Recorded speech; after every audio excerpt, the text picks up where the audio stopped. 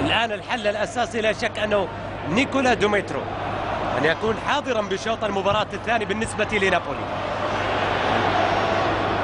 مهم جدا أن يكون حاضرا في الشوط الثاني. هو أجرى تبديل الآن، زج بالكبير لوكاريلي، كريستيانو لوكاريلي. هذه محاولة خطيرة داخل المنطقة. الله الله الله الله، هدف خرافي، هدف خرافي، هدف خرافي، يضرب بنابولي عرض الحائط وبأمنياته وتمنيه في الكالتشو بعرض الحائط يسجل هدف ثاني.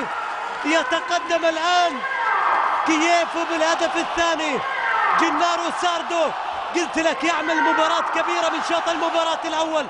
واضح الرغبة الكبيرة عند جنارو ساردو لإثبات الوجود بهذه المباراة. أخذ كرة على طول من الجهة اليسرى. شوف شوف شوف كيف خطف الكرة، أخذها عدى بين اثنين. يا جنارو ساردو، ماذا تفعل بهذه المباراة؟ ماذا تقدم بهذه المباراة؟ جنارو ساردو أنت مش طبيعي بهذا المساء.